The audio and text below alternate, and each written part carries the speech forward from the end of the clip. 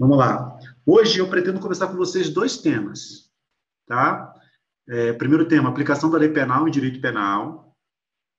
E, ao mesmo tempo, eu pretendo conversar sobre direito processual penal, disposições preliminares, que faz parte do edital, tá? Edital de agente.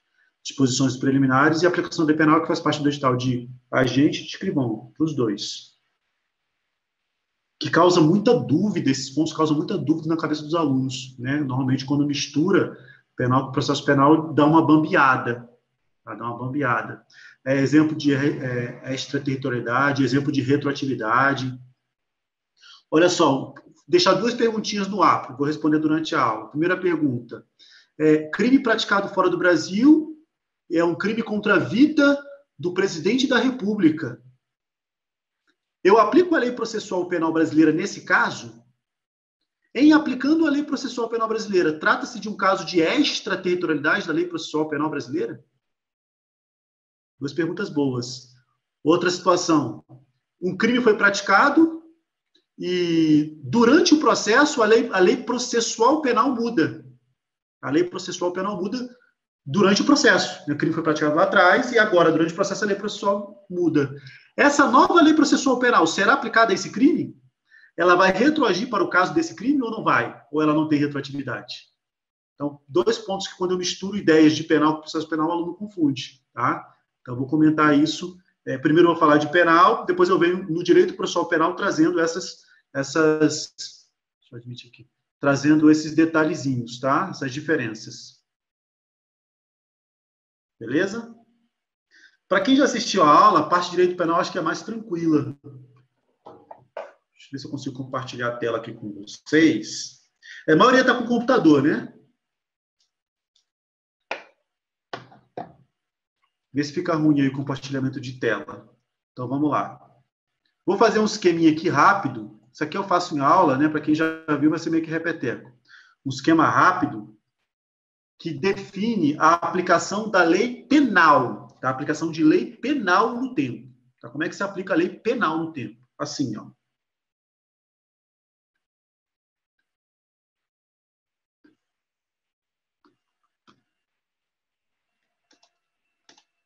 Entender o gráfico é bom, ó. Isso aqui é uma linha do tempo, tá? Isso aqui é uma linha do tempo. O crime foi praticado. O crime foi praticado sob a vigência de uma lei A. Essa linha aqui significa que essa lei A foi revogada e entrou em vigor uma lei B. Ok? Beleza? Antes de trazer a situação, vamos para uma outra situação. Ó. Lei A, lei B. O crime foi praticado na vigência da lei B. Ok? O crime foi praticado na vigência da lei B. B não, que crime, né? Pergunta, podem responder no áudio ou no chat, ou no escrito. Nessa segunda situação aqui,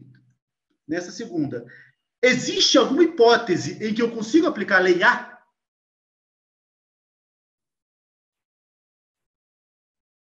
Podem responder no chat ou no áudio, podem falar. Tem como aplicar a lei A nessa hipótese aqui? Ó, o crime foi praticado, ó, a vigência da lei B é aqui. E o crime foi aqui praticado.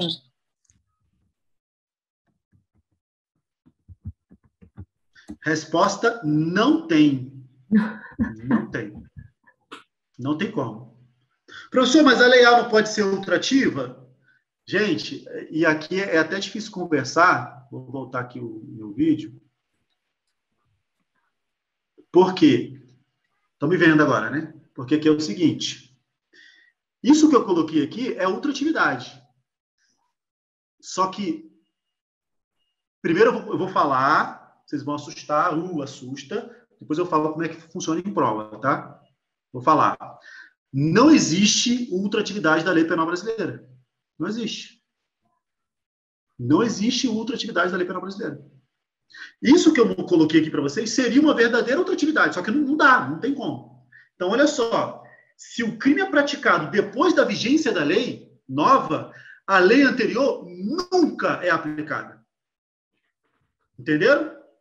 Se eu já tenho a vigência de uma nova lei, a lei anterior já era, acabou. A lei, ela não tem como ser aplicada para crimes que foram praticados na vigência da próxima. Senão não teria como. Aí eu faço uma lei penal mais grave agora, aí o crime é praticado depois dessa lei. Vou aplicar a lei anterior? Não, eu não teria porquê, não teria como criar crime, porque sempre teoria a lei anterior melhor. Entenderam isso? Ok? Se o crime é praticado na vigência de uma lei, a lei anterior nunca é aplicada. Isso é a verdadeira ultratividade. Não existe ultratividade na lei penal brasileira. Para fins de prova, existe uma situação que é chamada de ultratividade, mas não é. Mas a gente chama. E aí, em prova, vocês chamam de ultratividade. Que eu vou colocar aqui agora. Eu coloco aqui, voltar para o compartilhamento. Já está, professor. Ah, já está? Vocês estão vendo? Sim. É eu que não estou vendo aqui. Beleza. Estão vendo aqui a tela, né? Estamos. Eu não estou muito coisa... Mas estão me vendo também, junto? Também. Sim. Eu só estou me vendo. Beleza. Olha só. Crime foi praticado na vigência da lei B aqui, ó. Na vigência da lei B. A lei A jamais será aplicada. Essa ultratividade aqui não existe. Ela não existe. Ok? Tranquilo? Aí, olha só, vamos lá.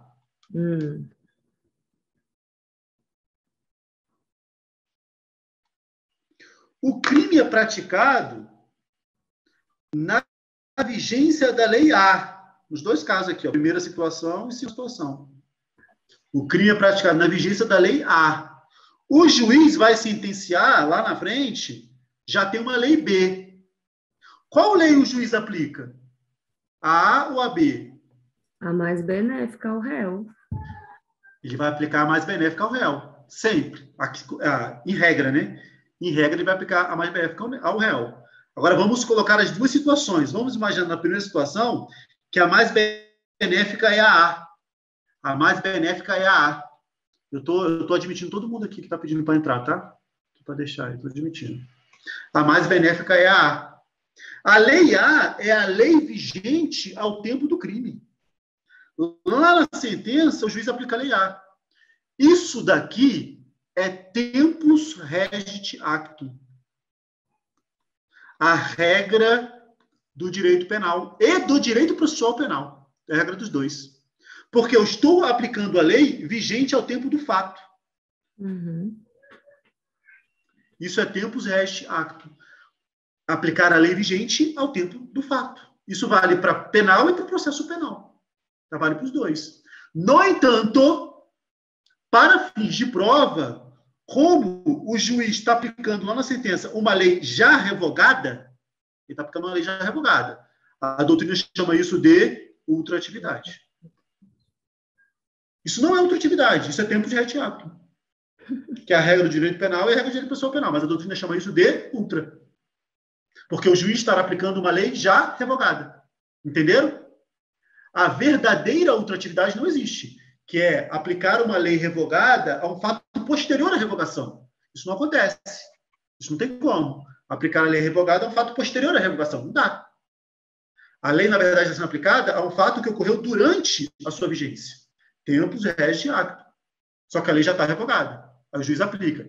Doutrina, de forma técnica, chama isso de ultratividade. Em prova, o que a gente vai falar? Ultratividade, sem problema. Ok? Tranquilo aqui? Tranquilo. Agora, imagine que, na segunda situação, que a B é mais benéfica. Na sentença, o juiz aplica qual? A B, por ser mais benéfica. A lei B estará sendo aplicada a um fato anterior à sua vigência. Isso, sim, é retroatividade, sem dúvida. Isso aqui é retroatividade. Porque a lei está sendo aplicada a um fato anterior à sua vigência. A lei sendo aplicada a um fato anterior à sua vigência é retroatividade. A lei sendo aplicada a fatos que ocorreram durante sua vigência não é retro nem ultra. É tempus regit actum. E a lei ser aplicada a um fato posterior à sua vigência seria a ultratividade. A verdadeira ultratividade no direito penal não tem, que a lei ser aplicada a fato posterior à sua vigência. Não dá. O que acontece? O tempus regit actum no direito penal é chamado de ultratividade. Ok? Tranquilo? Olha aqui, ó, fazer um esquema. Você pegando essa base aqui, o resto fica fácil, o resto é tranquilo. Estão vendo a tela em branco aí agora? Tela em branco, né? Ó.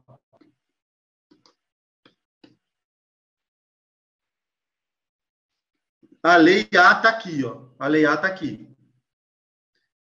Lei B, lei C.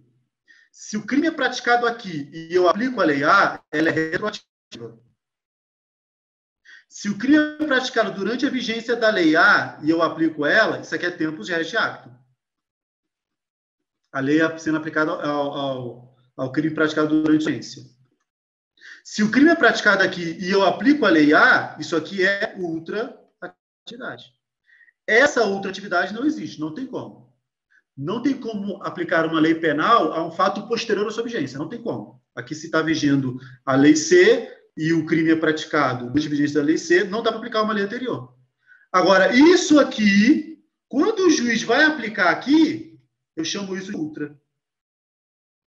Entenderam? Não é verdadeira ultra, mas eu chamo de ultra. Para fins de prova. Fechou? Esse raciocínio aqui. Pegou isso daqui, o resto é mamão, cara. Nem todo mundo pega isso. Deixa eu autorizar aqui o Rafael. O resto é mamão. Pegou isso aqui, ó. O grande problema, vocês não aprendem isso aqui em lugar nenhum. Ninguém ensina isso aqui. Ninguém ensina. 70%. Aí, segredo entre a gente aqui, entre a gente. Não fala para ninguém isso que eu estou falando para vocês, não. 70% não ensina porque não sabe. Não sabe. Os outros 30% até sabe, mas preferem não ensinar. Por que preferem não ensinar? Porque confunde. Caraca, não tem ultratividade? Não tem. Não tem ultratividade. O tempus regit actum a gente chama de ultratividade. Ok? Fechou? Aí, olha como é que fica mais fácil agora. Voltou nas duas situações, né? O juiz vai sentenciar. Qual lei ele aplica? A melhor. Nesses casos aqui, sempre o crime tem que ser praticado na lei anterior. O crime tem que ser praticado na lei anterior, sempre. Então, o crime foi praticado onde aqui? Ó, na lei anterior, tá vendo? Ou ele aplica a lei anterior, ou ele aplica a lei atual. Quando ele aplica a lei anterior, porque ela é melhor, ela tem ultratividade. Eu chamo isso de ultratividade. Quando o juiz aplica a lei atual, eu chamo isso de retroatividade. Nos dois casos, a lei que ele está aplicando é a melhor. Então, é ultratividade benéfica ou retroatividade benéfica. Logo, as leis benéficas têm ultra e retroatividade. Ou seja, elas têm extraatividade. Isso caiu na PF 2012. Leis penais benéficas têm extraatividade, tanto ultra quanto retro. Ok? Tranquilo? Entendemos isso? Então, leis penais benéficas têm ultra e retroatividade. Moleza agora, moleza. Para a primeira situação, que é a situação da ultraatividade benéfica, existe uma exceção. Primeira não, uma exceção. Para a situação da retroatividade benéfica, existe uma exceção. Existe uma exceção para cada situação. Existe uma exceção para cada situação. Uma só. E com isso a gente fecha a aplicação da lei penal no tempo, praticamente. Pergunta agora, podem responder no áudio ou no chat. Qual é a exceção da ultraatividade benéfica, que eu posso chamar também, ó, é junto aqui, é junto. A lei A é ultrativa porque ela é benéfica. Logo, a lei B é pior. Ela será irretroativa. Eu posso falar a mesma coisa. Irretroatividade maléfica ou ultraatividade benéfica. É junto, tá? Os dois acontecem ao mesmo tempo. Quando a lei posterior é maléfica, ela será irretroativa. Logo, a lei que tinha vigência ao tempo do crime, ela será ultrativa. A ultratividade benéfica ocorre conjuntamente com a irretroatividade maléfica. Mesma coisa. Tá bom? Tranquilo? Qual é a única exceção? São as leis excepcionais temporárias? Não. Não? Não são. São os crimes permanentes e continuados. Crimes continuados e permanentes. A Yara também tinha colocado. A Yara e o Flávio, né? Tinha colocado aqui no grupo. Crimes continuados e permanentes.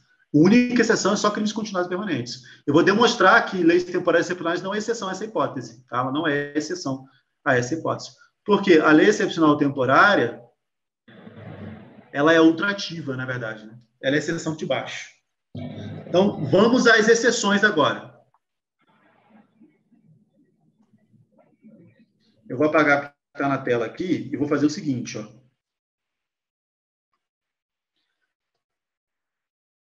A exceção de cima eu vou colocar em cima e a exceção de baixo eu vou colocar embaixo. Tá bom? Você vai ter a regra e a exceção. Tá aí. Aqui é a exceção de cima, da ultratividade. É a súmula 711 do Supremo Tribunal Federal. Crimes continuados ou permanentes. Então, eu tenho lá duas leis, A e B. Crime continuado ou crime permanente? Crime permanente é aquele que a consumação se protrai no tempo. Então, o crime consumou e continua sendo consumado. O crime consumou e ele continua sendo consumado por um tempo. A lei entra em vigor antes da cessação do término da consumação, do término da continuidade ou da permanência. E o que é o crime continuado? O crime continuado são vários crimes que a lei considera um só. A lei junta, fala, isso aqui é um crime só. Mas são vários, na verdade. São vários crimes que a lei vem falar, um crime só, tudo é um crime só. Então tem esse tempo aí também. Imagina o seguinte, ó. Imagina o seguinte. Imagina, nesse crime continuado, aqui eu tenho o início e o fim da cessação. E aqui eu tenho a vigência da lei B. Imagina que a lei B é melhor, é mais benéfica. A lei B é mais benéfica. Tudo bem? Sendo ela mais benéfica, ela é aplicada a essa parte do crime e ela retroage para essa parte do crime. Perfeito? Ou seja, eu tenho aqui uma retroatividade benéfica para essa segunda situação, para essa segunda seta. Uma retroatividade benéfica.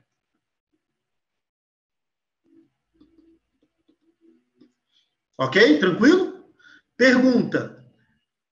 Se a lei B é mais benéfica, a lei que está vigente ao tempo da cessação é mais benéfica, qual lei eu aplico? A A ou a B? A lei B é mais benéfica. Qual lei eu aplico? A A ou a B? Podem falar, eu leio lábios. A ou B?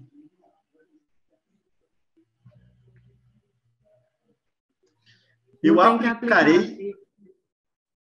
aplicarei a B. Por regra. Qual regra? Atividade benéfica. Eu aplico a B por regra. Porque a súmula 711 não tem como exceção, ela não é exceção da retroatividade benéfica. Então, eu continuo aqui é regra, retroatividade benéfica. Aqui não é exceção. Ok? Aqui não tem exceção. Por quê? Porque a súmula 711 não é exceção da retroatividade benéfica. Não temos exceção aqui. Aqui é regra.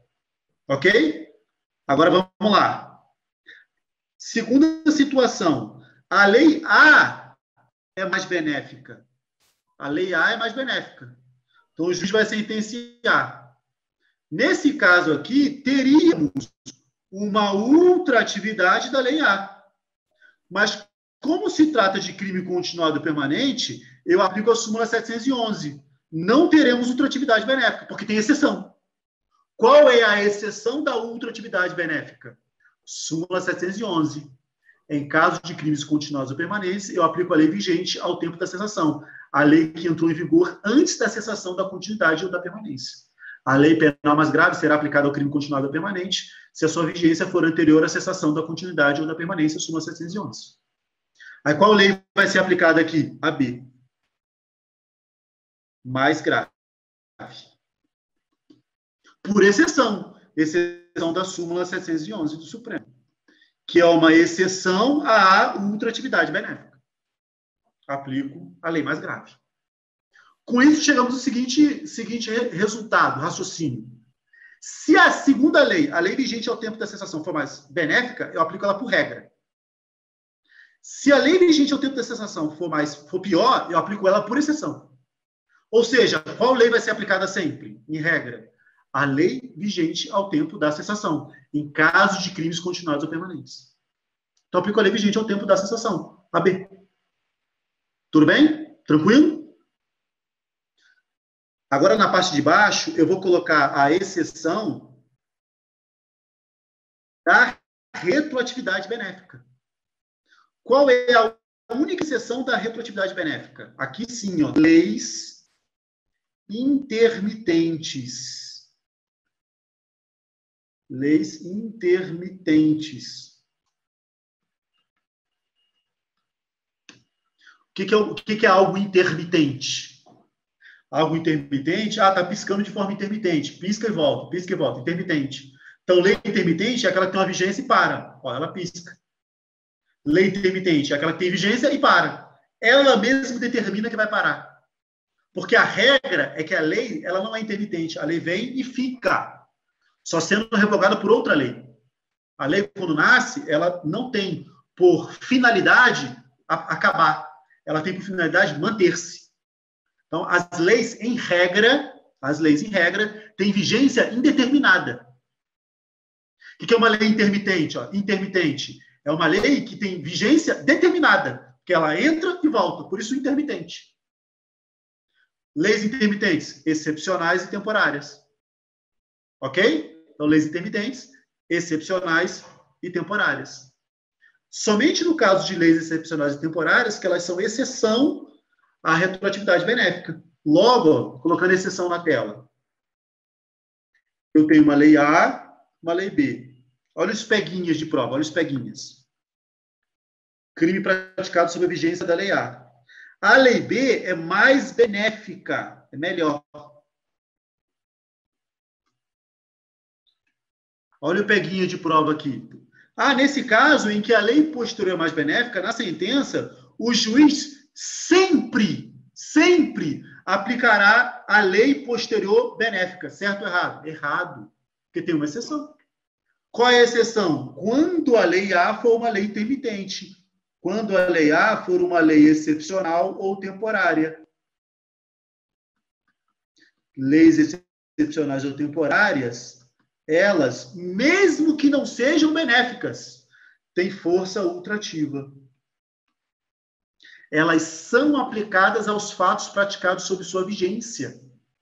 Mesmo que a posterior seja mais benéfica, não importa. Eu aplico sempre a lei excepcional ou temporária. Alguns dizem que ela tem efeito chiclete, efeito carrapato, porque pula aqui, ó, carrapato, ou chiclete. Ela pega o crime praticado durante sua vigência e fala assim, ó, esse crime aqui é meu, ela agarra no crime. Somente eu posso ser aplicada, mais ninguém. Uma lei posterior benéfica não retroage aqui. Então, uma lei posterior benéfica não retroage. Ok? Eu aplico, mesmo que a lei posterior seja... Não importa a lei posterior. Tá? Não importa a lei posterior. Eu aplico sempre a lei excepcional ou temporária, porque ela tem força ultrativa. Logo, a lei B, melhor, não vai retroagir. Aqui sim temos uma exceção à retroatividade benéfica. Aqui temos uma exceção à retroatividade benéfica. Ok? Tranquilo até aqui, gente? O pessoal está caladinho? Professor? Pode falar. Então, a lei excepcional e a temporária... Oi, Amanda. Oi, Amanda, pode falar. A lei excepcional e a temporária, então, ela é um tipo de ultrativa, né? Isso, ela será ultrativa, mesmo que não seja mais benéfica. Tá? Entendi. Porque existe a ultratividade benéfica e existe a ultratividade da lei excepcional temporária. Beleza. Outro caso de ultratividade, que não é o da benéfica. A benéfica é uma, ela é outra. Tá, beleza? Okay. Valeu. Tranquilo? Vamos lá, vamos fazer as questõezinhas aqui. Isso aqui é o resumo de leis penais no tempo. Praticamente tudo vai estar aqui. Praticamente as ideias todas saem daqui. As medidas provisórias podem ser utilizadas para agravar pena de crime, certo ou errado? Áudio. Errado. Errado. Errado. Isso aqui batido, tá? Batido. Isso aqui batido. Primeira questão é para vocês pegar confiança. Pega confiança. Errado. Coloquei a barreira, coloquei. Medida provisória não pode criar crime. Existe uma discussão gigantesca. Se a medida provisória pode ser utilizada em direito penal não incriminador. Alguns doutrinadores dizem que pode, outros doutrinadores dizem que não pode. Esse tema é bem divergente. Professor, o que eu marco em prova? Eu, em direito penal, diria. Depende do tipo de questão. Se vier uma questão assim, ó, a medida provisória não pode versar sobre direito penal. Ponto. Não falou se era direito pior ou melhor, né? Direito penal incriminador ou direito penal benéfico. Não falou. Se tivesse escrito isso, a medida provisória não pode versar sobre direito penal. Ponto. Eu marcaria correto. Por quê? Porque é texto constitucional. Está lá no 62 da Constituição Federal. Professor, beleza? Eu marcaria. Pode falar. É Bruno. Pode falar, Bruno. Salvo engano, tem uma questão do CESP que ela versa sobre isso, que medida provisória, em bona parte, ela pode versar sobre direito penal. E ela deu como correto. Na verdade, não fala medida provisória, mas dá a entender que é medida provisória. Vou explicar a questão. Questão de 2018, STJ. Ela não fala medida provisória, mas ela fala que a lei em sentido estrito somente para direito penal incriminador. Para direito penal não incriminador, eu não preciso da lei em sentido estrito. Aí podia ser medida provisória, entendeu? É por isso que eu estou falando o que marcar em prova.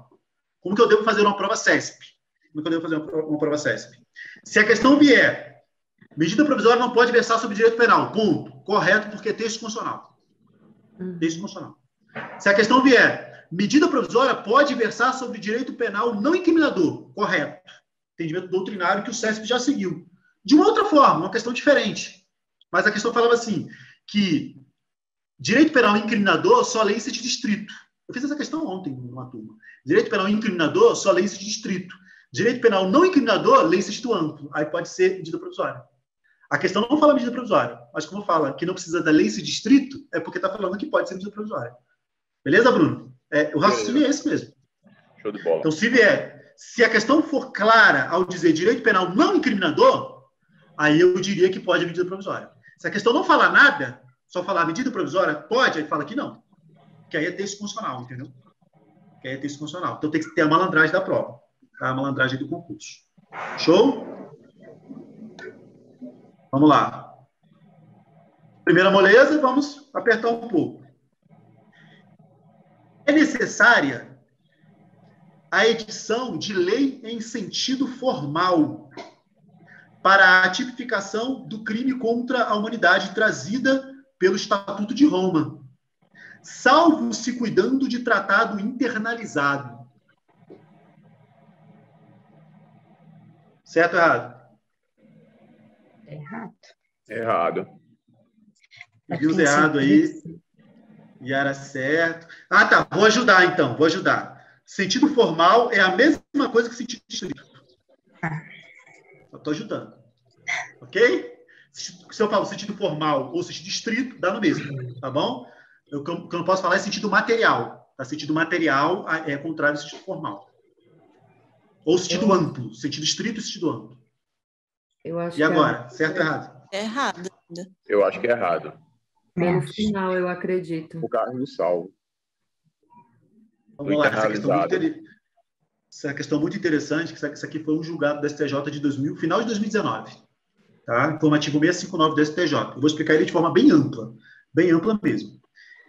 Para criar crime, eu preciso de lei em sentido formal ou sentido estrito. Para criar crime.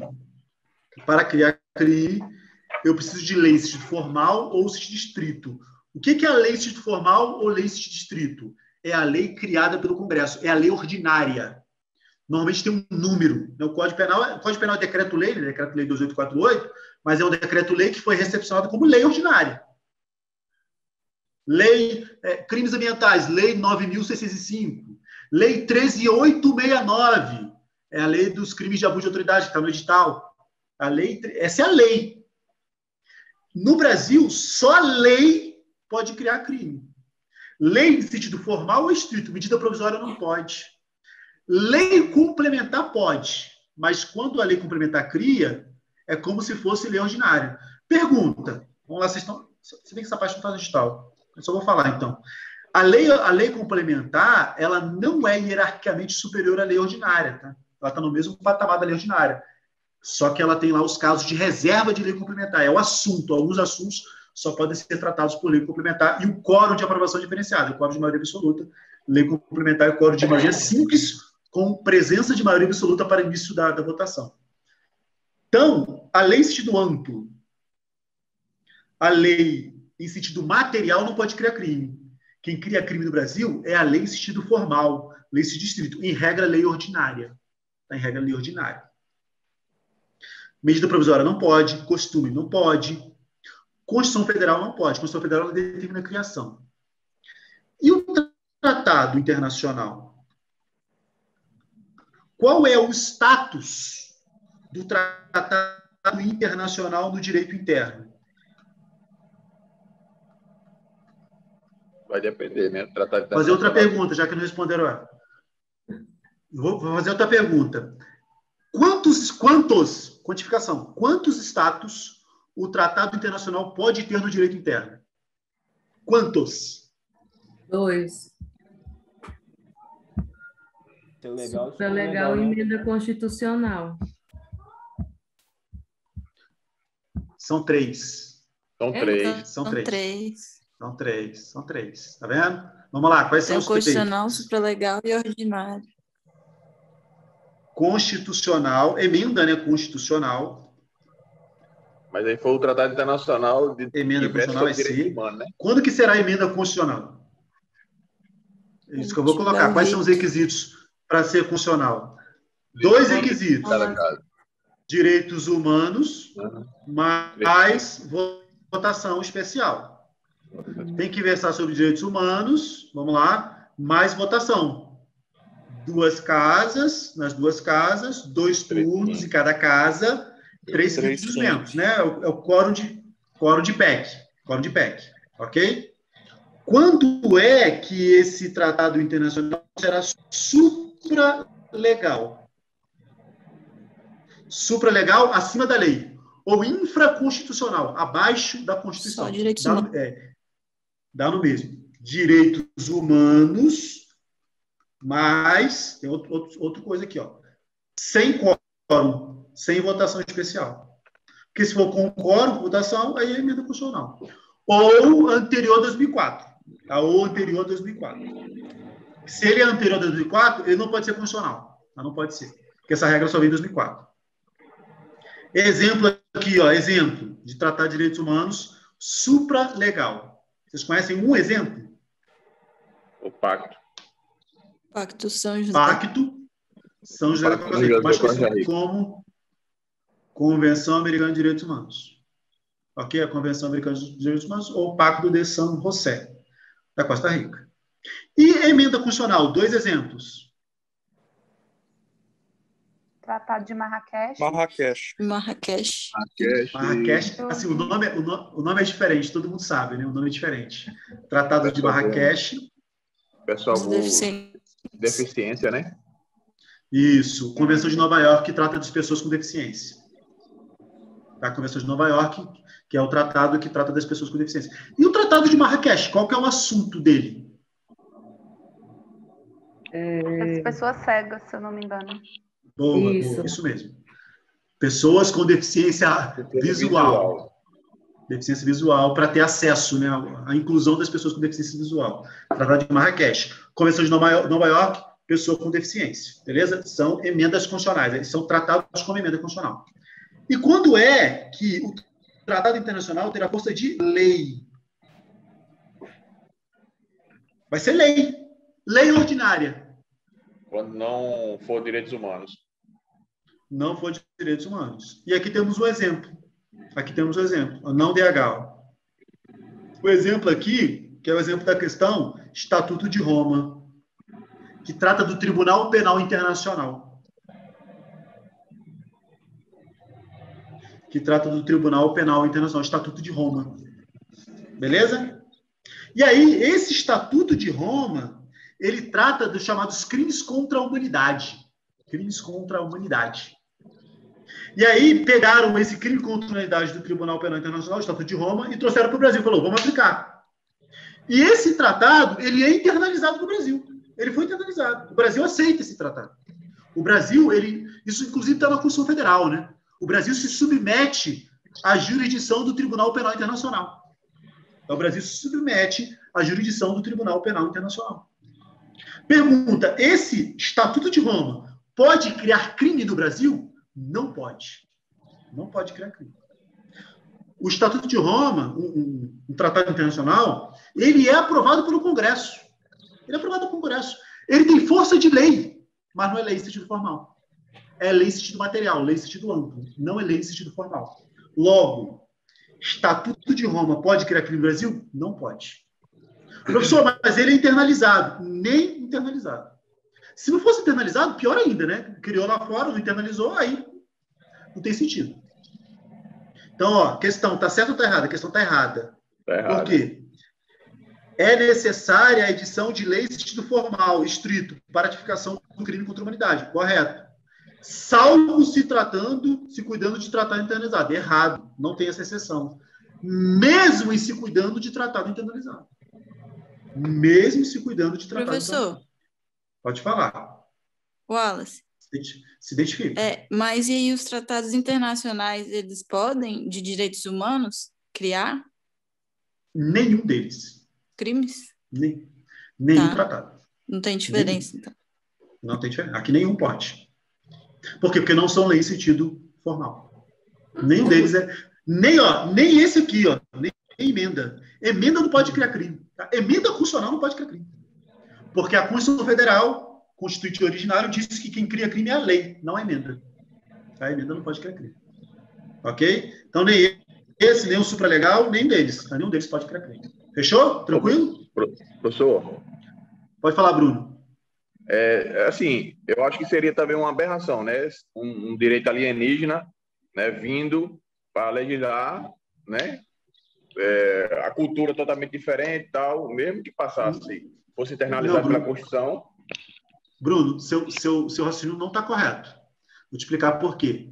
Quando eu falo direito alienígena, eu estou falando de legislação de outro país. Sim.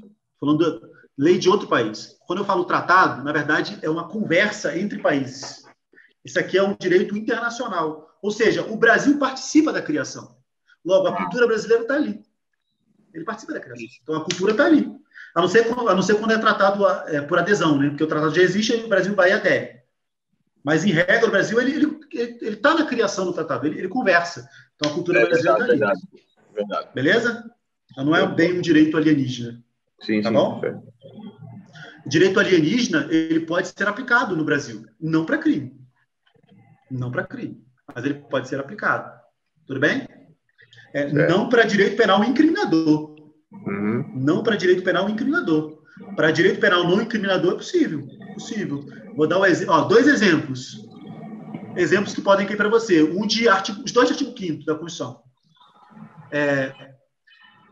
O primeiro de artigo 5º. Deixa eu mexer aqui. Aquele que versa sobre ser mais benéfico a lei do cujo, dos descendentes. Isso. O primeiro que eu vou comentar é esse. Esse é um caso. No direito de herança, em caso de decúgio estrangeiro, vou aplicar a lei mais benéfica, daqui ou de lá. Esse é um caso. Tá? Esse é um caso. Segundo caso de extraterritorialidade condicionada. Caso de extraterritorialidade condicionada. Brasileiro praticou crime lá fora e vem para o Brasil. A lei penal brasileira é aplicável. Mas eu não aplico a lei brasileira se já tiver extinta a punibilidade, por exemplo. Se já tiver extinta a punibilidade, segundo a lei mais favorável. Lei de lá. Eu olho para a lei de lá para saber se foi extinta ou não. Né? O juiz vai ter que olhar para a lei lá de fora. Então, é possível, né, indiretamente, ser aplicada a lei lá de fora aqui no Brasil. A um processo penal aqui no Brasil. Beleza? Vamos lá. Então, questãozinha. Estão vendo na tela, né? Estão me vendo e vendo na tela, porque para mim aqui está diferente. Está errado. Ok? Show? Seguindo. A lei penal mais grave aplica-se ao crime continuado ou ao crime permanente, se a sua vigência é anterior à cessação da continuidade ou da permanência. Certo ou errado? Certo. Essa dá medo, né? Isso aqui está certinho, súmula 711 do Supremo, cópia, né? Cópia da súmula 711 do Supremo Tribunal Federal. Cópia. Nada demais. Gabarito correto. Ok? Próximo. Em se tratando de crimes continuados ou permanentes, será aplicada a lei vigente ao tempo da cessação da continuidade ou da permanência, seja ela mais gravosa ou não, salvo se lei posterior for mais benéfica. Errado. Tá certo. Essa questão é difícil. Errado. Tá brigando aí. Eu vi 2 certos aí, 2 meninas falaram certo. E teve uma que escreveu aqui. A Andressa não, peraí. A Naila e a Yara. Porra, errado, Danus errado. Liane colocou certo. E aí? Quem ganhou aí? Foi certo ou foi errado? A Yara colocou certo. Rafael errado. Vamos lá, vamos destrinchar essa questãozinha.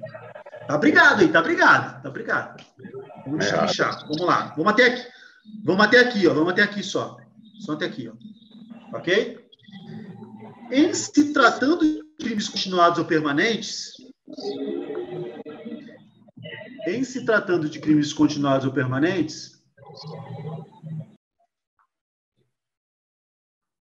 será aplicada a lei vigente ao da cessação da continuidade ou da permanência. Crime continuado ou permanente, lei A, lei B. Ok? Em se tratando de crime continuado ou permanente, será aplicada a lei vigente ao tempo da cessação, B. Ao cessação da continuidade ou da permanência, B. Seja ela mais gravosa ou não. Até aqui, tá certo ou tá errado? Certo. Tá certo. Até aqui, todo mundo concorda que tá certo até aqui. Beleza? Até aqui, ó, eu aplico a lei B. Beleza? Uhum. Tranquilo? Vamos lá. Aí, entrou em vigor uma lei C posterior. E essa lei C é mais benéfica ainda. Melhor de todas. Melhor zona. A lei C aqui é a melhor zona de todas. Ok? Pergunta, essa lei C, o juiz vai sentenciar, ela será aplicada retroativamente para esse crime? Sim. Sim ou não? Sim. Vamos lá, olha o que eu ensinei lá atrás. Ó, olha o que eu ensinei lá atrás. Aqui é caso de crime continuado permanente, súmula 711. O caso da súmula 711 de crime continuado permanente, ele não é exceção à retroatividade benéfica. Ou seja, nos casos de retroatividade benéfica, eu aplico a retroatividade, porque ele não é exceção. Ele é exceção à ultratividade benéfica. Então, nesse caso aqui, ó, a lei C vai retroagir? Sim, vai.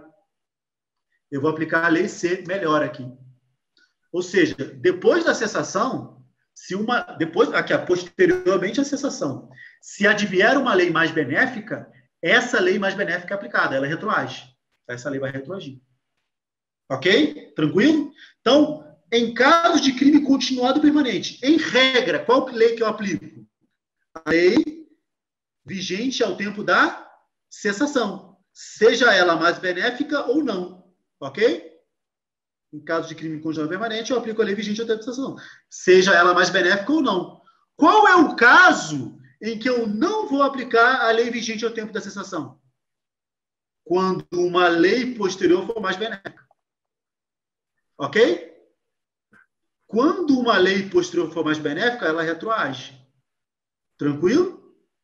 Vamos à questão de novo.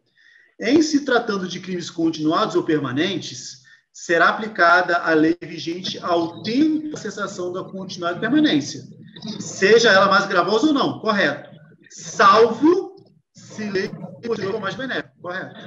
Salvo se uma lei posterior for mais benéfica, porque aí eu aplico a lei posterior mais benéfica. Ou seja, independente do momento, a que vir posterior é que vai ser aplicada. É isso?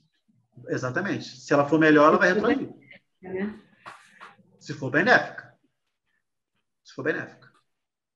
Ok? Show? Essa questão foi eu que criei, para todo mundo errar. Quando eu criei essa questão, todo mundo errou. Wallace. Sou exterminador, sou. Eu pego mais pesado, muito mais pesado que o CESP. O CESP é mamão. O CESP é Essa foi beleza. skills? Essa aqui é interpretação pura. Beleza? Gabarito correto. Gabarito correto. Vamos lá. Agora, questões moleza para a gente respirar e entrar no direito processual penal. A Lei Geral da Copa, por ter termo certo para seu término de vigência, é um exemplo de lei penal excepcional. Certo ou errado? Certo. Errado. Errado? E aí? Temporária. Errado. Errado. É uma lei temporária. Temporária. O conceito aqui é lei de temporária. É o conceito. O que é um termo certo? Termo é final. Termo é um ponto no tempo. Termo inicial, termo final. Então, termo é um ponto no tempo. Tá? É uma data, digamos assim. Termo é uma data. Então, quando eu falo que ela tem termo certo, isso é lei temporária. Porque a lei excepcional não tem termo certo. Embora também seja uma lei intermitente, autorrevogável, ela não tem termo certo. Porque ela depende da situação excepcional. Ela só termina a vigência quando? Quando acaba a situação excepcional. Guerra, calamidade, pandemia. Então, ela não tem termo certo. Quem tem termo certo é a lei temporária. A lei temporária ela vai acabar tal dia. E a Lei Geral da Copa, para a parte criminal, ela tinha uma vigência determinada até dia 31 de dezembro de 2014. Tinha termo certo. Tá? Então, aqui é exemplo de lei temporária. É exemplo de lei temporária. Não é exemplo de lei excepcional. Embora as duas, né, tanto temporária quanto excepcional, sejam leis autorrevogáveis. Tá? Sejam leis autorrevogáveis. Mas aí uma tem um ponto no tempo e a outra situação. Situação hipotética. E as duas, né, são ultraativas. Gabarito errado.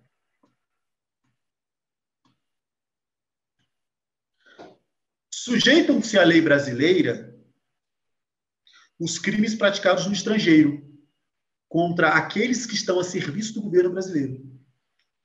Trata-se de aplicação extraterritorial da lei brasileira de forma incondicionada. Certo ou errado?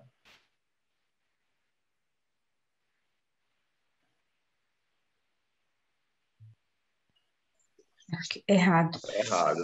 Errado. Pensaram, hein? Demoraram. Condicionada. É condicionada. De forma condicionada. Vou ajudar vocês, tá? É incondicionado, só que é territorialidade. Não é condicionada. Não é condicionada. É Vou ajudar. incondicionado. Condicionada não é. Tem que ser contra a administração. É isso?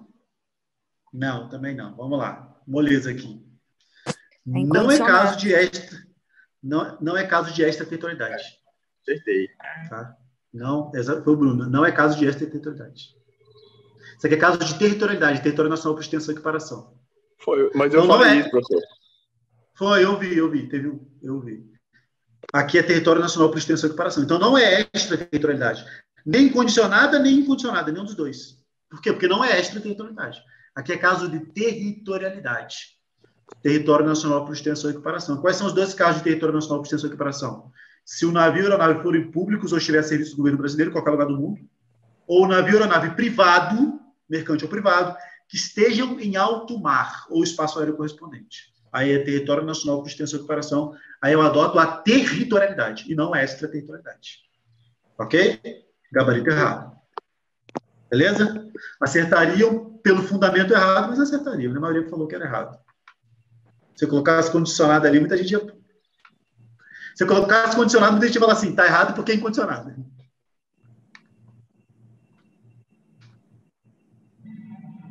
Em relação ao lugar do crime, o Código Penal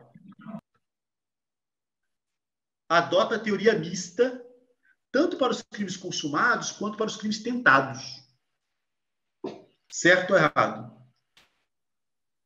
Certo. Certo. Boa, aqui está certo.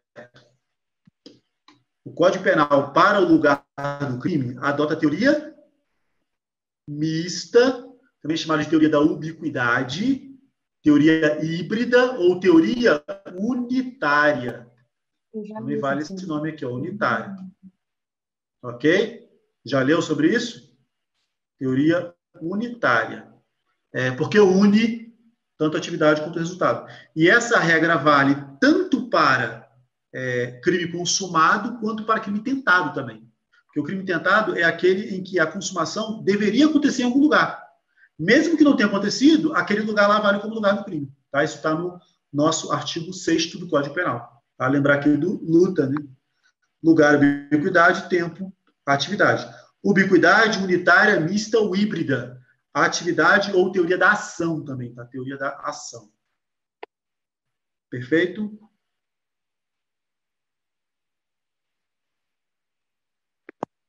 Vamos lá. Deixa eu mandar uma mensagem. Olha, a menina tá grávida, a Maia. É. Tomara que vingue, porque ela não tem sorte para filho assim. Alguém Não, abriu não a tem. áudio, está conversando. Uma vez ela engravidou, sabe de quem? Do irmão do Jess. Que é PM, não tem irmão que Não é foi PM? do.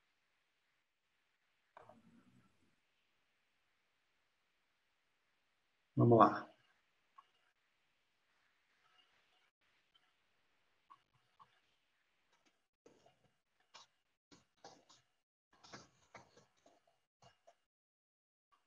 Seguindo aqui, vamos lá.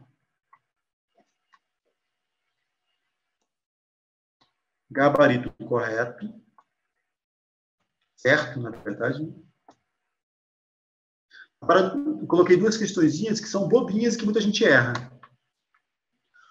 Considera-se praticado o crime no momento em que ocorreu a ação-missão, bem como quando se produziu ou deveria produzir-se o resultado. Certo ou errado? Errado. Alguém vai abrir a divergência? Eu vi que teve gente que titubeou aí. Nobody?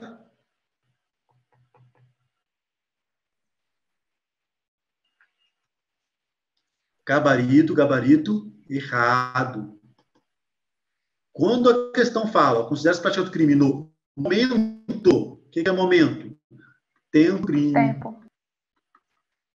Aqui é tempo do crime. Momento é tempo.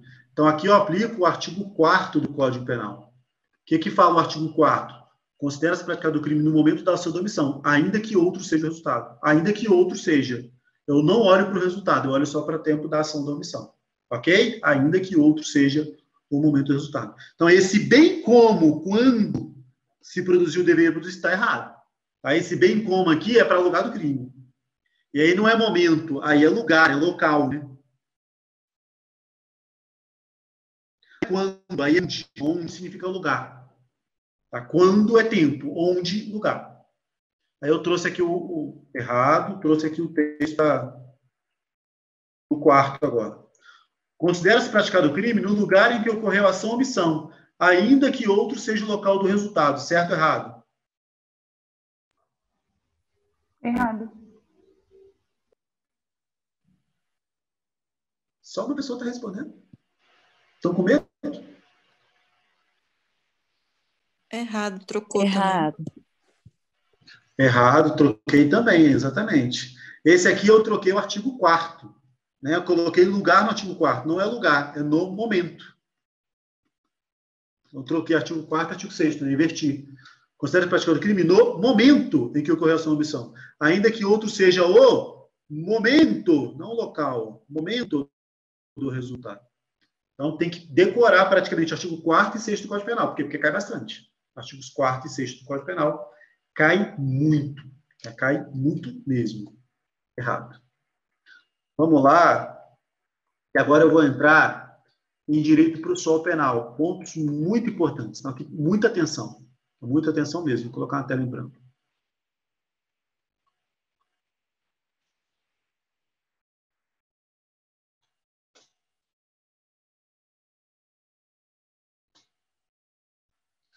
Vamos lá. O direito penal adota o princípio da territorialidade.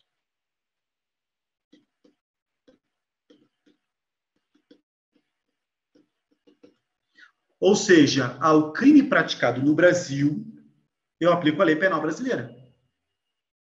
Se o crime aconteceu aqui, eu aplico a lei penal brasileira.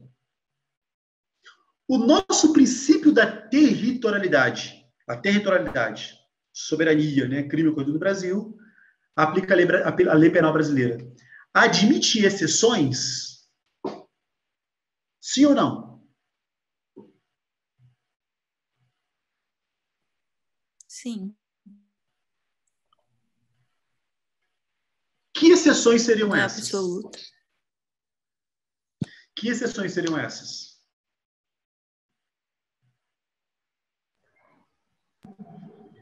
Indivíduo de outro país. Tribunal Internacional Penal? Não. TPI não considera. Embarcações ou aeronaves de governos estrangeiros a serviço? Sim, dá para considerar. O que eu quero que vocês entendam aqui é o seguinte, ó. Quando eu falo assim, crime aconteceu no Brasil, aplica a lei penal brasileira, regra, territorialidade. Agora, se o crime aconteceu no estrangeiro e eu também aplicar a lei penal brasileira lá, isso é exceção ou não? Não é. A extraterritorialidade não é exceção da territorialidade. Porque eu falo assim, olha, crime aconteceu no Brasil, aplico a lei penal brasileira. Se o crime não aconteceu no Brasil, eu não tô excepcionando essa regra. Se o crime aconteceu lá fora e eu também aplico a lei brasileira, eu não estou excepcionando essa regra. Na verdade, eu estou ampliando a aplicação da lei penal.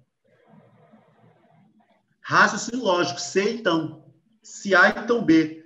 Não há, se não há, não importa, não vou saber. Já é verdadeira a frase. Né? Quando a primeira é negativa, já é verdadeira a frase. Por quê? Porque para eu negar, para eu excepcionar a territorialidade, tem que acontecer o quê? Tem que acontecer um crime no Brasil e eu não aplicar a lei penal brasileira. Conforme a Clarice colocou, tem que ser um caso de intraterritorialidade. Ok? Tem que ser um caso de intraterritorialidade. Então, olha só. Nosso direito penal adota a territorialidade. Ele adota a territorialidade.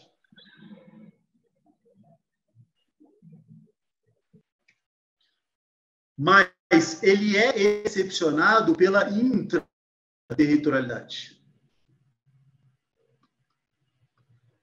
Ok? Por isso que se fala em territorialidade mitigada ou temperada. Por isso aqui. Mitigada, temperada. Ou matizada. Tá? Mitigada, temperada ou matizada. Ok? Tranquilo? Porque quando é que eu vou excepcionar? Quando o crime acontece no Brasil e eu não aplico a lei penal brasileira. São 3 casos. Os casos mais relevantes. Caso de diplomata. Caso de diplomata. O diplomata pratica o crime no Brasil, aplica a lei do país dele. O país dele pode renunciar. O país dele pode falar assim, não quero aplicar a lei aqui, deixa aplicar a lei aí mesmo. Ele não, o país. Ele não pode renunciar. Ou seja, ele praticou o crime no Brasil e eu vou aplicar a lei do país dele. Não vou aplicar a lei brasileira. Isso é caso de intraterritorialidade. Beleza? Outro caso, quando o navio ou a aeronave for público estrangeiro. Navio ou aeronave público estrangeiro aqui no Brasil aplica a lei do país. Por quê? Porque ali considera-se território estrangeiro. Tá ali, território estrangeiro. E o terceiro caso é caso de passagem inocente. É caso de passagem inocente.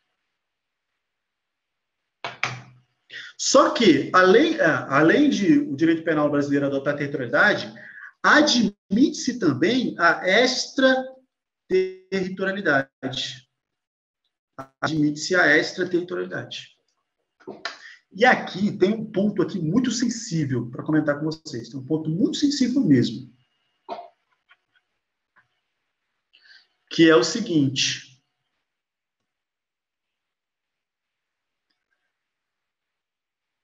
Alguns doutrinadores, de forma errada, de forma técnica, dizem o seguinte: olha, a nossa territorialidade, ela não é absoluta porque admite exceções.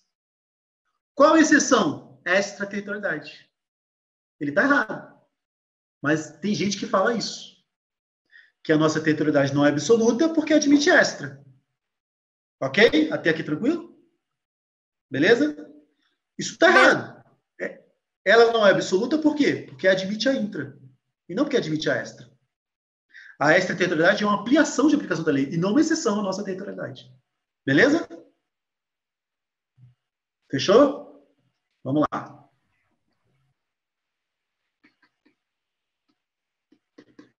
Processo penal. Em relação ao processo penal, adota-se a territorialidade.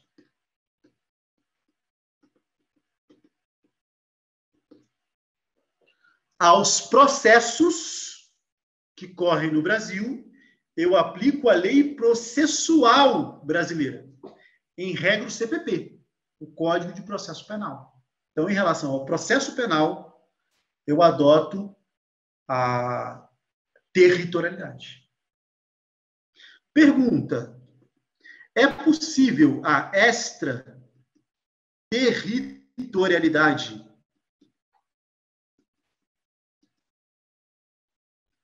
no direito processual, da lei processual penal brasileira? Aplicar a lei processual penal lá fora é possível? Não é possível. Não. Não é possível. Só um detalhe aqui, cuidado, cuidado. Existe extraterritorialidade da lei penal. Crimes contra a vida ou liberdade do presidente, crimes contra patrimônio ou fé pública da administração pública direta ou indireta, crimes contra a administração pública praticada por quem está a seu serviço, incondicionada, né? Tem as condicionadas também. Crimes praticados por brasileiro, crimes por tratado da Convenção Brasil Seguro Reprimir, genocídio. Nesses casos em que eu aplico a lei penal brasileira a um crime praticado lá fora, eu também vou aplicar a lei processual penal brasileira? Sim ou não? Sim. Sim. Eu vi que 2 responderam não. Sim. Quando Se o vier pra crime cá, é né? Exatamente. Se o crime é praticado lá fora e eu consigo aplicar a lei penal brasileira, eu só aplico a lei penal. A lei processual penal eu vou aplicar quando vem para cá. O processo vai ocorrer no Brasil. Então, o fato de o crime acontecer lá fora não quer dizer que teremos extraterritorialidade da lei processual. Porque onde vai ocorrer o processo? No tribunal brasileiro. Em regra, na Justiça Federal, em regra.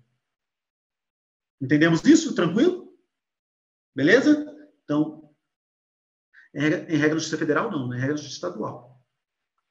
Então, aqui, ó, não há extraterritorialidade da lei processual penal brasileira. Tudo bem? Tranquilo? Vamos lá. Assertiva de prova.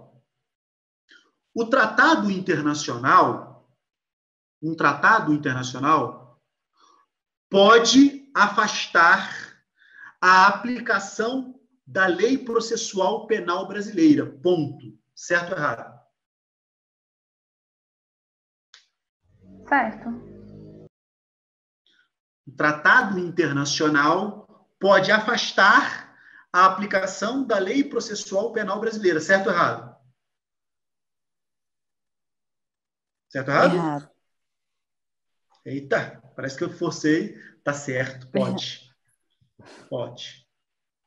Ok? O tratado internacional pode afastar a aplicação da lei processual penal brasileira. Outra pergunta. Um tratado internacional pode afastar a aplicação da lei penal brasileira. Certo ou errado? Lei penal, eu disse agora, não processual. Certo. Certo também pode. Quando o tratado internacional afasta a aplicação da lei penal brasileira, eu chamo isso de quê?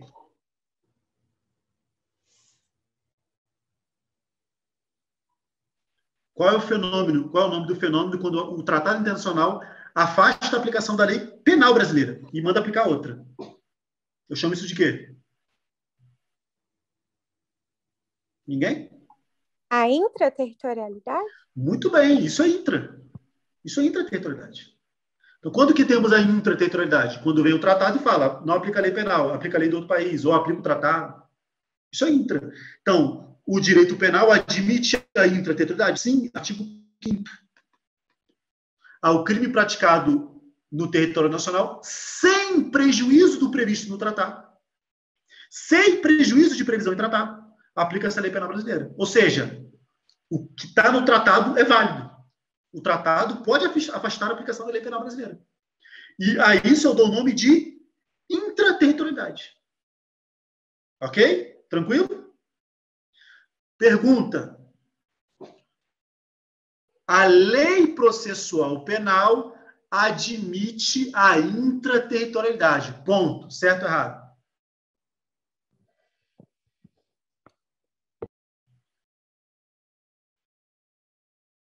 Nobody? Oh my God. A lei processual penal admite a intraterritorialidade. Certo ou errado? Estou com medo. Errado. Errado. Tá certo. Talvez. Tá certo. Eu acabei de falar que o tratado internacional pode afastar a aplicação da lei processual. Isso é o quê? Intra. A lei processual penal admite a intra. Ok? O tratado internacional pode afastar a aplicação da lei processual. Logo, isso é o quê? Intra. Logo, a lei processual penal admite a intraterritorialidade. Ok? Combinado? Não admite a extra, mas admite a intraterritorialidade. Fechou? Ok? Fechou. Vamos lá. Ponto crucial agora. A lei processual penal brasileira. Eu vou provar para vocês primeiro que é possível a intra, tá? Primeiro eu vou provar. Tá bom? Posso? Eu vou provar para vocês primeiro que é possível a intraterritorialidade. Eu preciso provar. Aí, ó. Primeira regra do CPP, né? Logo a primeira. Professor, onde está isso? Está escondido? Não, é a primeira regra. O processo penal reger-se-á em todo o território nacional por este código, ressalvados tratados, convenções e regras de direito internacional. Ou seja, o tratado pode excepcionar a lei processual penal brasileira? Pode. Onde está isso? Artigo 1º, inciso 1º do CPP. De cara. Onde caiu isso aqui? DPEM 2015. Caiu na prova do DPEM 2015. Tratado internacional pode afastar a aplicação da lei processual? Sim, pode. CESP. Preste atenção, isso foi CESP. O Tratado Internacional pode afastar a aplicação da lei processual? Pode, CESP. O que é isso? Isso é intra. Isso é intraterritorialidade. Ok? Tranquilo? Vamos lá. Pergunta crucial agora.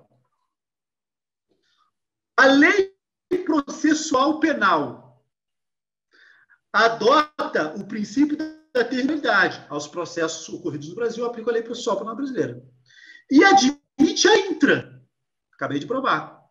Logo, a territorialidade adotada na lei processual, não estou falando de lei penal, tá? Adotada na lei processual penal, ela é absoluta ou ela é mitigada? Absoluta. Absoluta.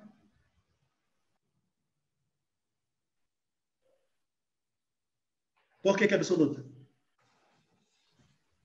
Porque não admite a extraterritorialidade. Isso.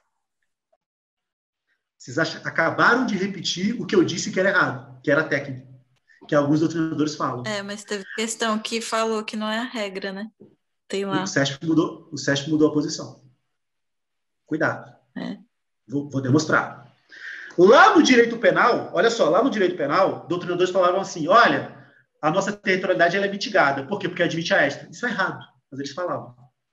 Direito processual penal, a territorialidade é absoluta. Por quê? Porque não admite a extra. A extraterritorialidade não excepciona a territorialidade. Não é por aí que a gente deve conceituar o absoluto ou mitigado. A lei penal é territorialidade absoluta ou mitigada? Mitigada. Por quê? Porque admite a intra. A lei processual penal é absoluta ou mitigada? Mitigada. Por quê? Porque admite a intra. Extra não deve entrar nessa conta. Extra não deve entrar nessa conta. Qual que é o ponto aqui? Essa forma errada de falar, não admite a extra, logo é mitigada. Isso é repetido por vários professores. E todos os alunos repetem isso. Inclusive, isso foi repetido pelo SESP por 10 anos. 10 anos de forma errada. Desde 2012, eu dou aula disso e falo, o SESP está errado. Mas em prova, marquem territorialidade absoluta. Desde 2012. O SESP está errado, mas marquem territorialidade absoluta para a lei processual. Em 2018, isso aqui caiu em prova. E o SESP deu como correto territorialidade, melhor dizendo, ele deu como errada a territorialidade absoluta do CTP. Por quê? Porque não é absoluta, mitigada, está na cara. Porque admite a intra. Se admite a intra, é mitigada. Professor, admite a intra, admite, artigo 1º, inciso 1º do CTP. Entenderam? Professor. Aceitaram? Pode falar. Deixa eu te perguntar uma coisa. Então, no direito penal é mitigada. Não, Isso. é absoluta. Por quê? Não, e o direito processual penal é mitigada. Ou está inverso? Não. Direito penal, mitigada. Direito penal, mitigada. Direito processual penal, mitigada. Também. Mas você vai ver em todos os manuais dizendo que é absoluta. Que no direito processual penal é absoluta. Só que está errado. Então, todas as duas são possíveis. Todas duas são mitigadas e por intra, né? Isso. Porque o que mitiga a territorialidade? É a intra, não é a extra. A extra não mitiga, ela amplia. A extra não mitiga, ela amplia. Professor, eu fiz várias questões do CESP que dizia que era absoluto e deu correto. Eu sei. Eu sei disso. Porque o CESP dizia que era absoluto. Para o CESP, o professor que fazia a questão, ele não sabia. Ele dizia que era absoluto. Aí, a última questão do CESP, Yara, eu vou te falar da última questão.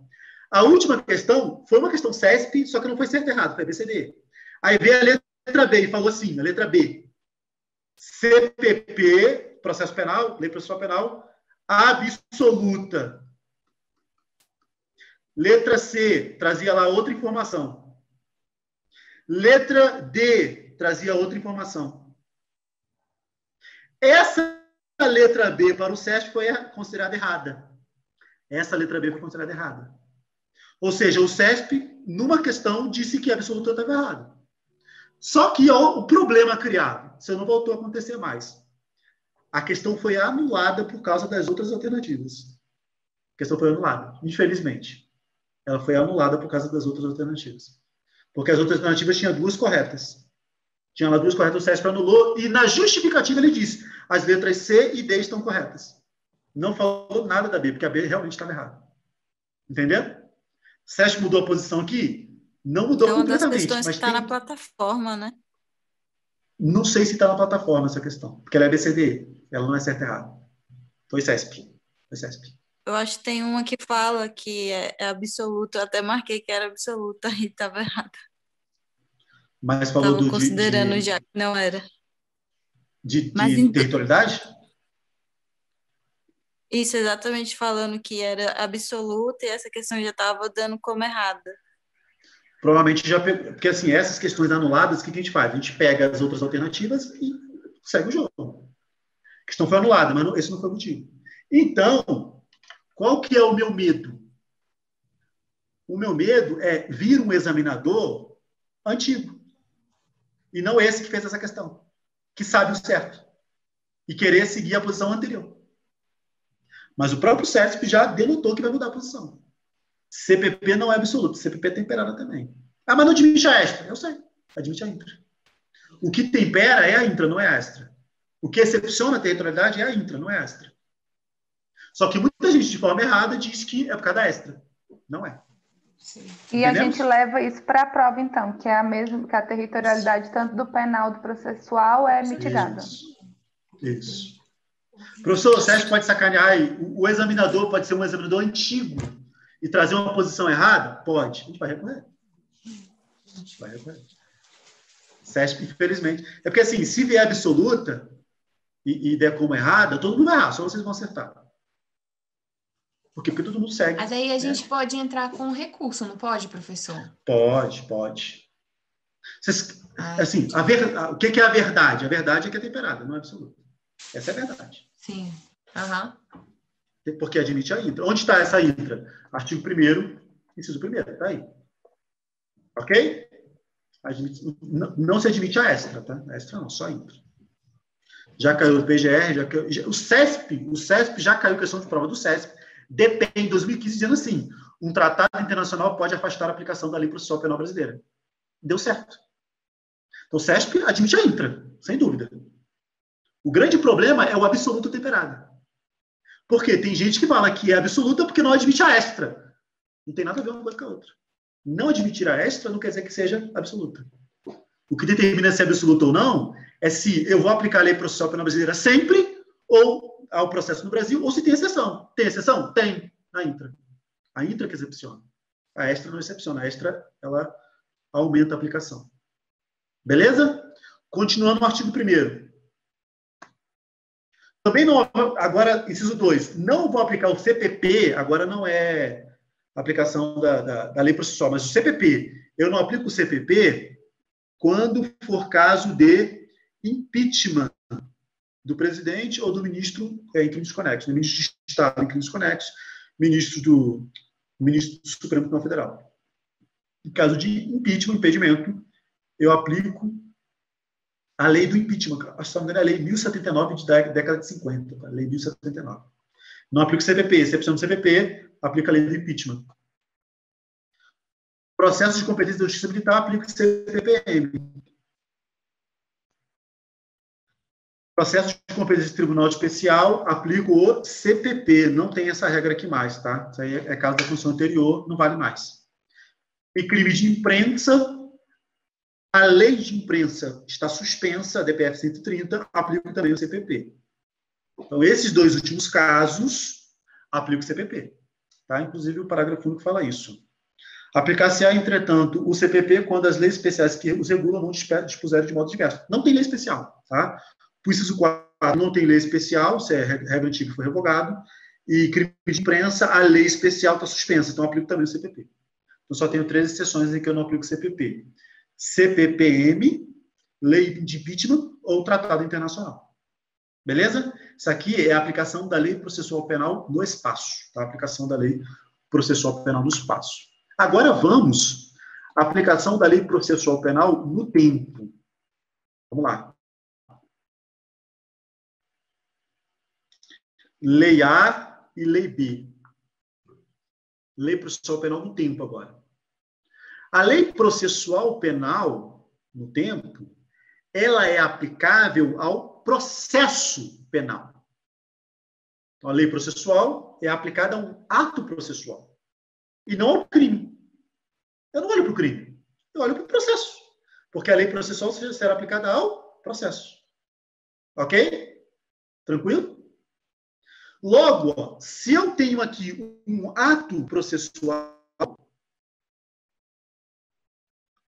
e aqui eu tenho outro ato processual, para esse ato processual, eu aplico essa lei. Para esse outro ato processual, eu aplico essa outra lei, lei B. Isso aqui tem 2 ou 3 nomes. Quais os nomes que eu dou para isso? Tempus regit actum, eu aplico a lei vigente ao tempo do fato, do ato, melhor dizendo. Ou sistema de isolamento dos atos processuais. Eu isolo o ato e aplico a lei vigente ao tempo do ato. Sistema de isolamento dos atos processuais. Ok? Tranquilo? Vou melhorar a situação agora. Um crime foi praticado. E aí eu tenho o processo aqui, o processo. Qual lei que eu aplico a esse processo? Professor, no início do processo tinha uma lei A, no meio tinha uma lei B, e no final tinha uma lei C. Para cada ato, eu aplico a lei vigente ao tempo desse ato. Então, para esse primeiro ato, lei A, para esse segundo ato, lei B. Para esse segundo ato, a lei C. Professor, então, vamos pegar aqui a lei C, lei nova processual. Ela entrou em vigor, lei C. Ela será aplicada a esse processo? Sim. A lei processual penal, ela tem aplicação imediata, sendo aplicáveis aos processos pendentes. Vai acontecer um novo ato processual? Vai. Eu aplico a nova lei. Ok? Tranquilo? Pegadinha de prova. Professor, e os atos anteriores? São válidos, desde que praticados conforme as leis anteriores, desde que eles tenham seguido a regra lá da lei anterior. Então, os atos anteriores são válidos. Logo, a lei processual vai retroagir para os atos anteriores? Não. Professor, mas essa lei processual aqui, ela é mais benéfica para esse ato. Ela é mais benéfica para esse ato também. Para esse ato 1 e para esse ato 2.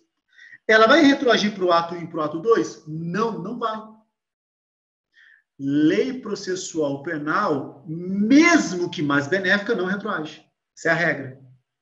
Ok? Lei processual penal não retroage. Ela aplica o ato que está sendo praticado. Os atos anteriores são válidos.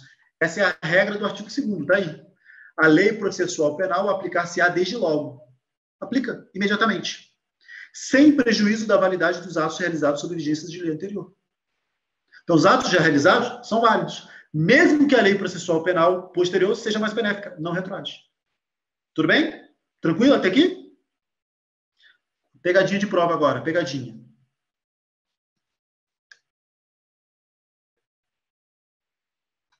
Essa lei C aqui, ó, lei C,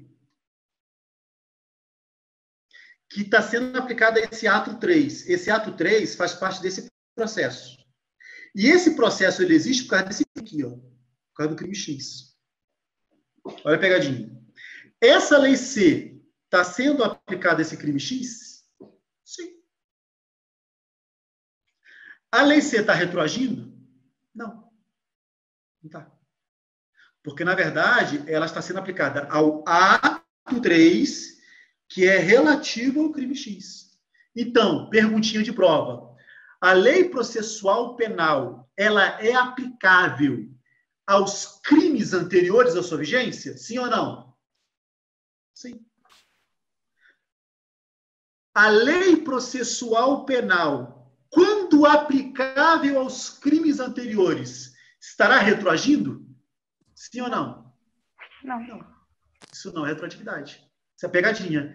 Embora ela seja aplicável aos crimes anteriores, mas ela vai ser aplicada, na verdade, ao processo. Ao processo atual. Ao processo atual dos crimes anteriores. Isso não é retroatividade. Isso não é retroatividade. Ok? Tranquilo? Lei processual penal não retroage. A lei processual penal não retroage. Tudo bem? Show?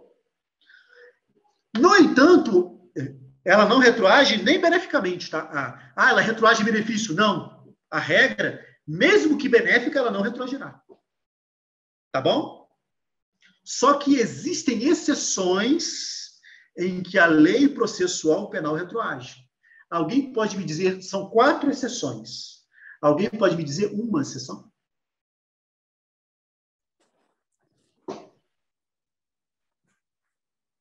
Tem um áudio aberto, pode falar. Bateu, passa ou repassa, né? Bateu, tem que falar. Abriu o áudio, tem que falar. Híbrida, né? Aquelas. Boa, leis híbridas, normas híbridas, né? Ou mistas. O que é a norma também chamada de normas processuais materiais, tá? Normas processuais materiais. Em caso de norma processual material, é uma norma que ela, ao mesmo tempo, tem conteúdo de direito penal e conteúdo de direito processual penal. Não são duas leis, é uma lei só. É uma lei só que tem conteúdo das duas. Nesse caso, eu aplico a regra penal. E na regra penal é retroatividade benéfica. Se ela for benéfica, penalmente, ela retroage. Exemplo, a ANPP, Acordo de Não Persecução Penal. Outro exemplo, a mudança da ação penal no estelionato, retroage. Por quê? Porque é benéfica. A mudança da ação penal no estelionato é norma penal e norma processual penal. Ela é os dois. Por ser penal, também vai retroagir. Norma híbrida. Segundo exemplo, a Liane deu ali, prazos já iniciados. Quando eu tenho lá um prazo recursal, que já iniciou o prazo, já começou a contagem, e a regra anterior for melhor, eu aplico a regra anterior. Esse caso é uma exceção de ultratividade benéfica, nem é de retroatividade. Onde está isso? Lei de introdução ao CPP, tá? Lei de introdução ao Código de Processo Penal, artigos 2º e 3º, os dois artigos. E também vai retroagir em caso de fiança e liberdade provisória. Tá? Fiança, prisão preventiva e liberdade provisória. No caso de fiança e liberdade provisória, retroage. Em caso de fiança e liberdade provisória, retroage. Vou colocar aqui no material os artigos 2º e 3º da Lei de Introdução ao CPP. Lei de Introdução, Decreto-Lei 3931. Prisão preventiva e fiança e prazo já iniciado.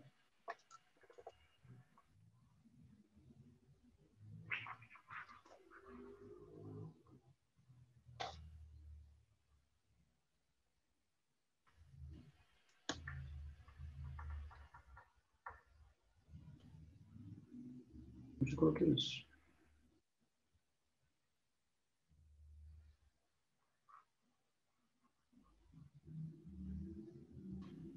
Aí, ó. Artigo 2º.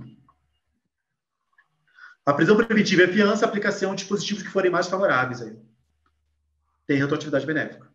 O prazo já iniciado, inclusive estabelecido para interposição de recursos, será regulado pela lei anterior. Se esta nova lei não prescrever prazo menor que o fixado no CPP.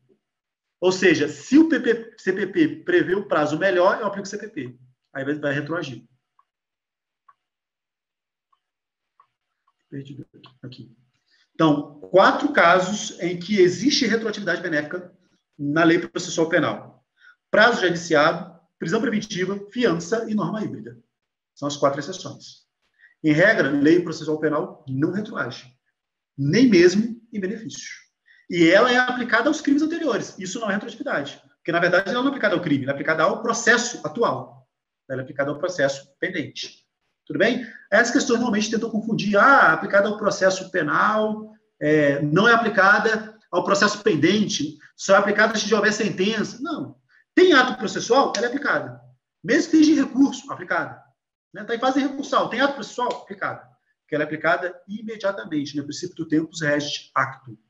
Então, se falar, processo só é aplicado aos processos pendentes. Não, é aplicada a todos os processos.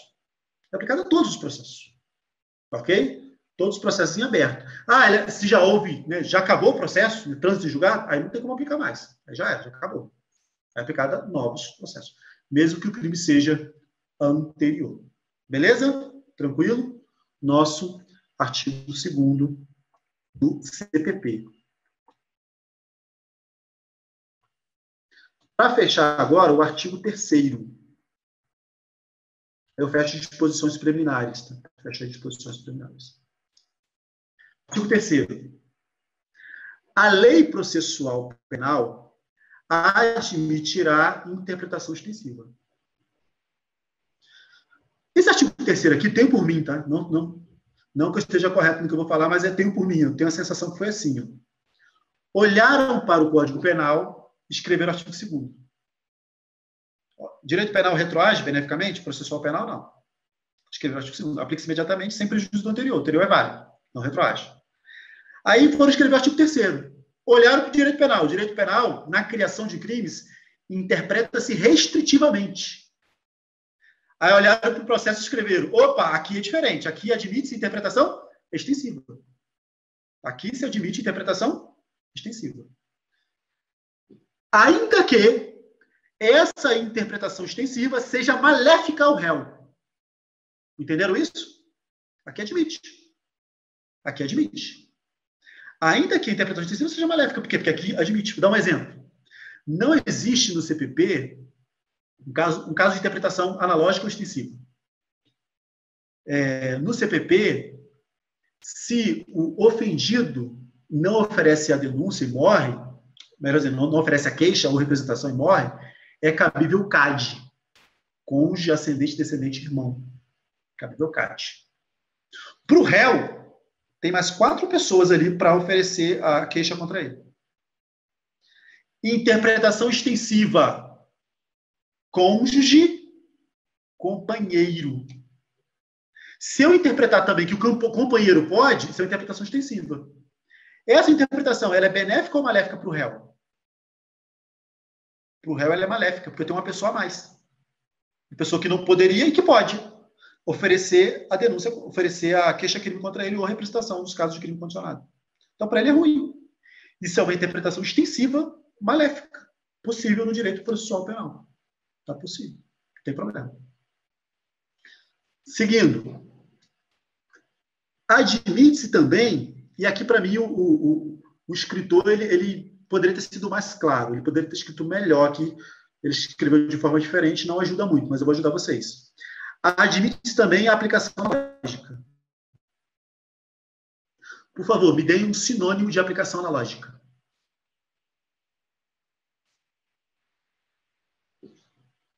Alguém? Luiz Mota, xerife? Analogia. Quem disse? Quem falou? Eu ia falar analogia, mas eu acho que não seria correto. A aplicação analógica é sinônimo de analogia ou é sinônimo de interpretação analógica? Eu acho que é sinônimo de interpretação. Porque analogia é algo que não existe, né? Se faz aquela analogia àquilo que não existe. Interpretação analógica, ele está estendendo de uma norma algo que existe. Boa, boa. Essa é a diferença de interpretação analógica para analogia. Muito bem. A minha pergunta é, a aplicação analógica é analogia ou é interpretação analógica? A aplicação analógica é analogia. Isso mesmo. Não é interpretação analógica. A aplicação analógica é analogia.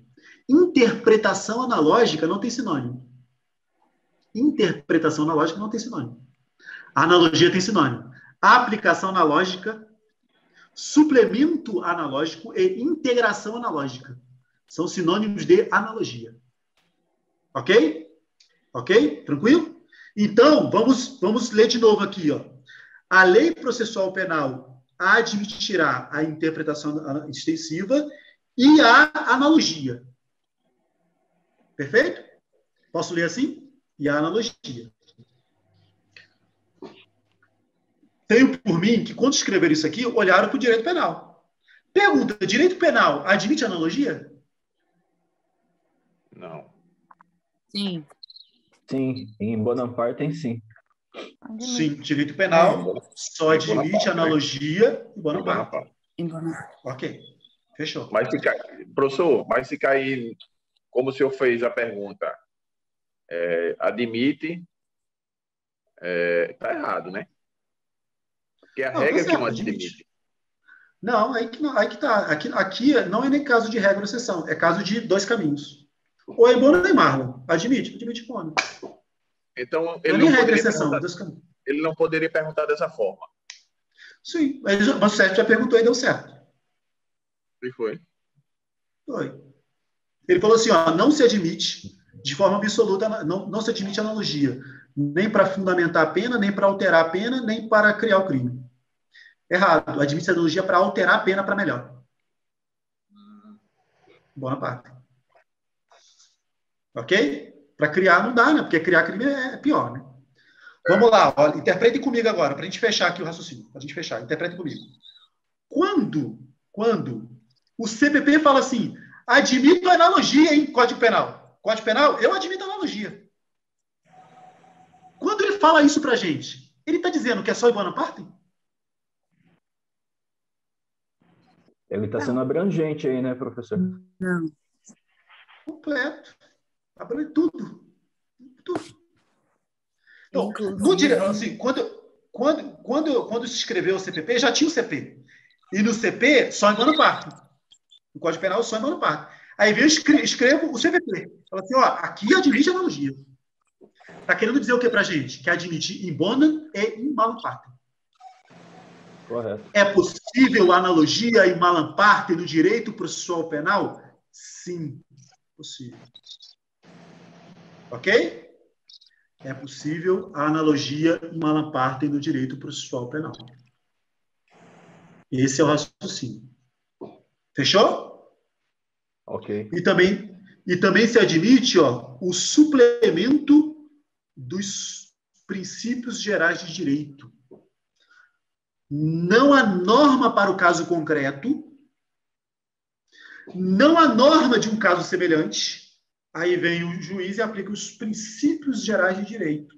Princípio de justiça, princípio da proporcionalidade. Se não há norma para o caso concreto, e eu aplico a norma de um caso semelhante, isso é analogia. Aqui é admitido, inclusive em malum partem. Se não há norma para o caso concreto, e não tem norma de caso semelhante, e eu aplico os princípios gerais de direito, isso também é analogia. É analogia iuris. Existe a analogia legis e a analogia iuris. A analogia legis, aplicar a lei de um caso semelhante. A analogia iuris, aplicar os princípios gerais de direito. Ou seja, de novo aqui, ó, dizendo que é possível a analogia. Analogia iuris. A aplicação dos princípios gerais de direito quando não há norma para o caso concreto. Quando não há norma para o caso concreto. Então, no CPP, admite-se analogia em malum partem? Sim. Inclusive, analogia iuris. No CPP, admite-se analogia em malum partem? Sim. Inclusive, analogia iuris. Para fechar, vou colocar um quadro aqui para vocês.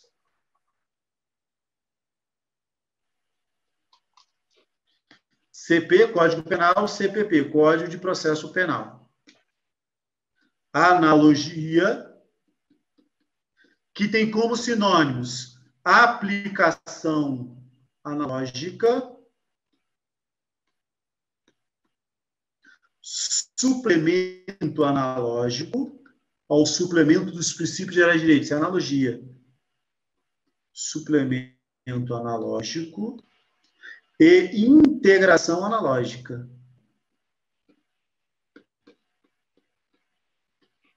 E integração analógica. Tudo sinônimo de analogia. E, colocar aqui embaixo, ó, a interpretação analógica.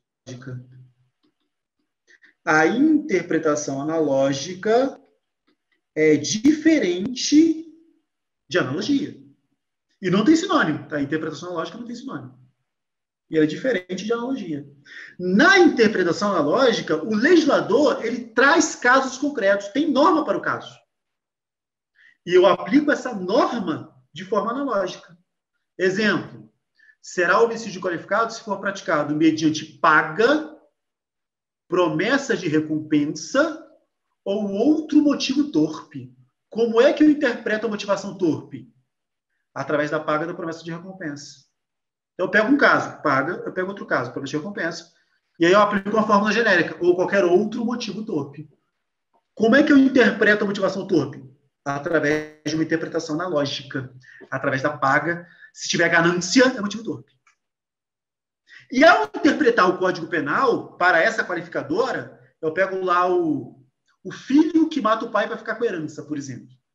É paga? Não, não é paga. Ele não pagou ninguém, nem recebeu de ninguém.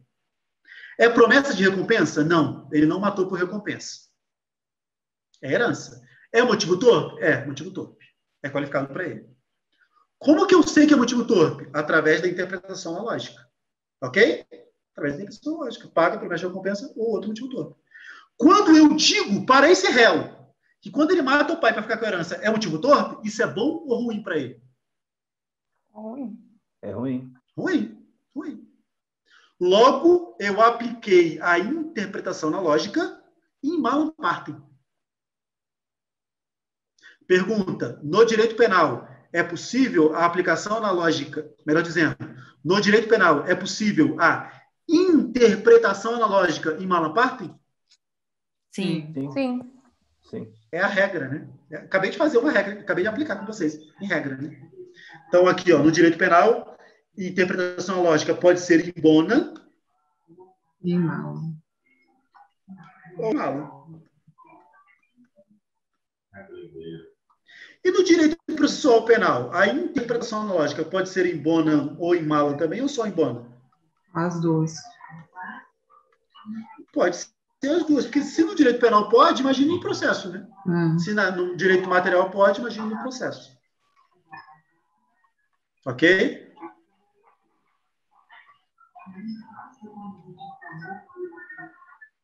Vou pegar aqui.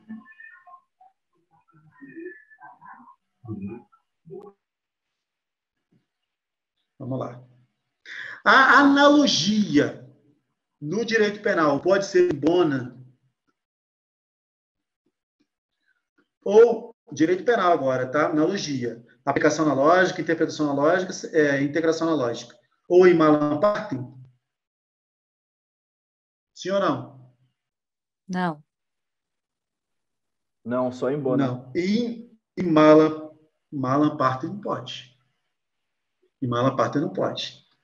E no direito processual penal, a analogia pode ser in bona ou in malam partem?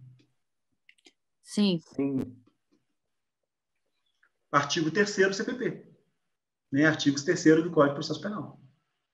Pode ser in malam. E aí, a gente aprende a exceção só, né? A gente nunca aprende a regra. Tem essa mania de aprender exceção, mas não aprende a regra. O que você vai levar para a prova? Pode tudo, menos analogia em mala parte no direito penal. Pode tudo, menos analogia em mala parte no direito penal. Mais fácil de decorar, assim. Né? Pode tudo, menos analogia em mala parte no direito penal. O resto pode tudo. Em bona e mala parte. Ok? Só decorar assim.